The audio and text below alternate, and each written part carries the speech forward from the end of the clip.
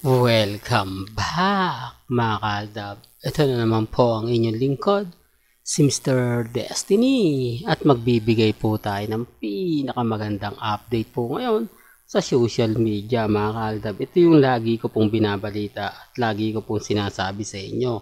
May mga bagay-bagay nga po na mahirap nga po talagang ipaliwanag. Lalo na nga po kapag napakaraming bitter dito po sa channel ni Mr. Destiny Bitter, na kung saan nga po hindi nila tanggap na ang relasyon nila Main Paul Carson talagang 101% legit na legit po mga kaaldab. Sa ngayon mga kaaldab, umaani po tayo ng maraming pang-iinsulto, pang-aasar na pinagpipilitan lang daw po natin ang hindi dapat.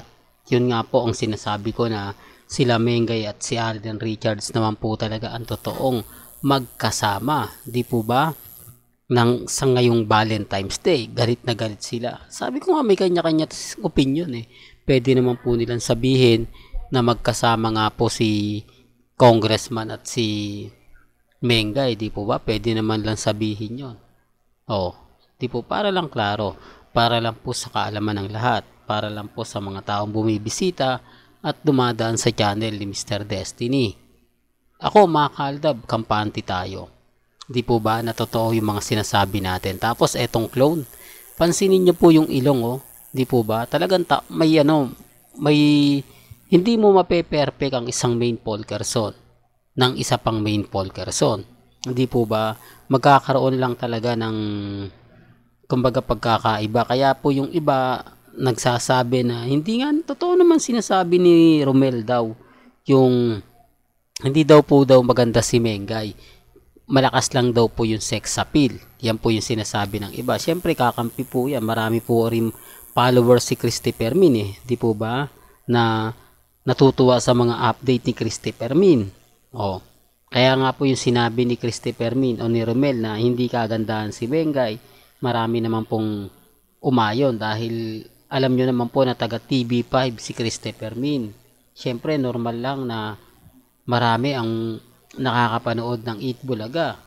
Nasa Eat Bulaga lang naman po sila, hindi naman po sila mismo kay Main Paul Carson. Kaya yun po yung nasasabi nila, na hindi naman daw nga po talaga kagandahan, pero malakas ang sex appeal. Di po ba? Sabi ko nga po sa inyo, talagang kasi maga eh. Kumbaga, kung titignan nyo yung mukha ni Mengay, di po ba? Kumbaga mga lalaki, yan po yung gusto, malaman. Di po ba? Sinasabi ko lang po ito para lang po klaro. Sinasabi ko lang po ito para lang po sa kaalaman ng lahat. Lalo na nga po sa mga taong dumadaan at bumibisita po sa channel ni Mr. Destiny. Sa dami po ngayon ng mga kumakalat sa Instagram, sa Twitter, sa Facebook. Abay, kayo na lang po bahala magkomento. Kayo na lang po bahala mag-react. Di po ba? Tapos may mga sinasabi pa, real talk to mga kaaldab. Yung post na lang ni Daddy Bay, common sense na lang po yun eh. Hindi po ba, sa mga ayaw maniwala, sa mga nagsasabi na hindi totoo yung mga pinapaliwanag ko, hindi totoo yung mga sinasabi ko, okay lang naman po yun. Bastang importante lang naman po yung maging updated ka. Yung lahat ng mga kaganapan alam po ninyo. Yung lahat ng mga sinasabi na ganito, pinapaliwanag na ganito, alam po ninyo. Sabi ko nga po sa inyo dito sa channel ni Mr. Destiny, hindi naman po, wala naman pong pilitan.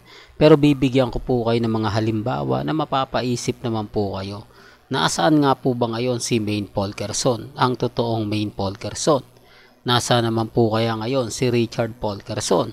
Marami nagsasabi na katatapos nga lang daw po ng TV commercial ng ginawa nila ni Catriona Gray. Wala pong katotohanan yon. Doon pa lang may mali na eh. Tapos na po yun.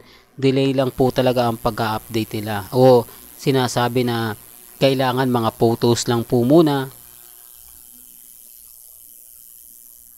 bago yung mga video.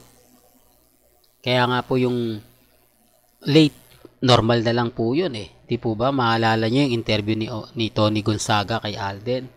Bakit January pa inilabas samantalang December naman po yun interview? Di po ba? Pero gaya ng sinabi ko, wala pang pilitan.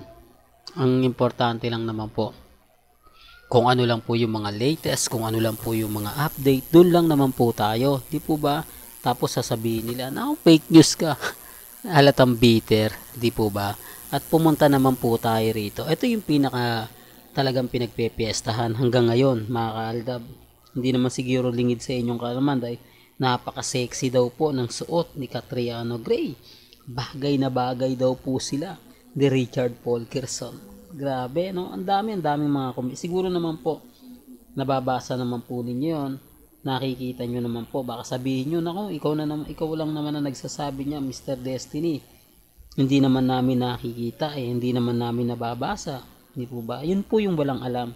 Kapag may nabasa kayong mga ganong komento, hindi po yun updated o wala pong gaanong connection yon. Pagdating po sa social media, nakikibasa lang po yun, nakiki-update lang po yun, hindi po niya nakikita yung buong istorya sa loob po ng Instagram, Twitter, at Facebook. Sinasabi ko lang po yung totoo.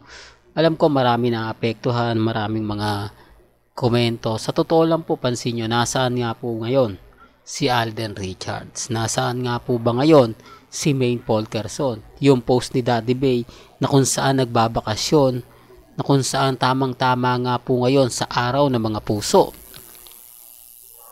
Di po ba?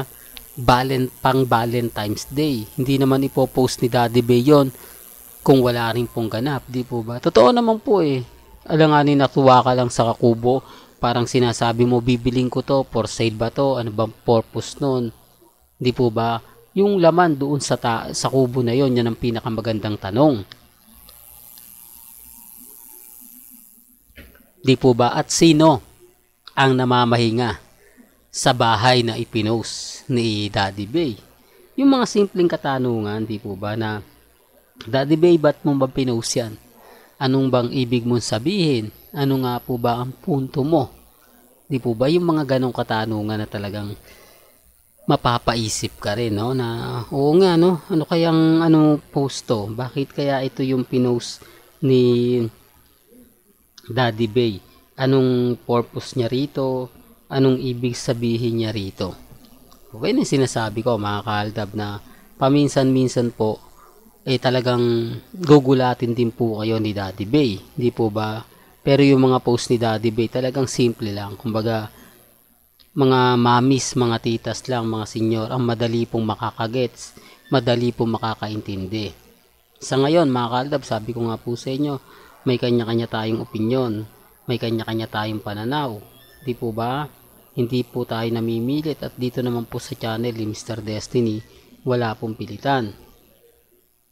Kung ano po yung nababasa ninyo, kung ano po yung nakikita ninyo, okay lang naman po yan. Ang importante lang naman po, kung yung mga ganap na talagang mapapaisip po kayo, ganap na 101%, di po ba? Tapos sasabihin nila, hindi, Mr. Destiny, lahat ng sinasabi mo hindi totoo, lahat ng mga paliwanag mo hindi totoo, move on ka na, tapos na yung boxing, talo ka na, di po ba yung tipong ganon? Pero okay lang, alam naman po natin at hindi naman lingid sa inyong kaalaman na kumbaga tayo yung wagi, tayo yung panalo.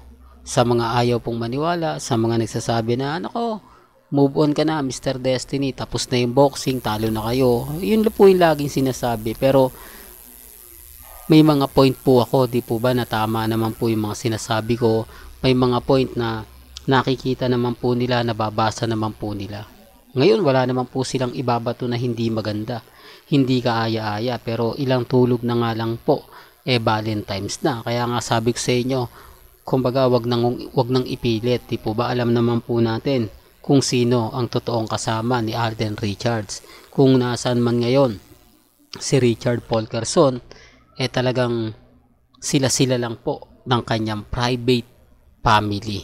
Well, hanggang dito na lang po ang ating latest updates. Kaya kung gusto nyo pa po ng pinaka-latest at sariwang update, abay tumutok lang po kayo dito po sa channel ni Mr. Destiny para updated po kayo sa mga latest at sa mga bagong video po na ilalabas po natin maya-maya lang. Kaya kung bago ka lang sa channel na to at isa kang true-blooded Aldab Nation na nagmamahal kina Mengay at Isoy, tama po ang channel na pinuntahan mo, kaya consider na po kitang bagong subscriber. At huwag mong kalimutang i-share ang mga video po natin sa mga mami, sa mga titas, at sa mga senyor. Hanggang sa muli, salamat po sa panonood at pakikinig.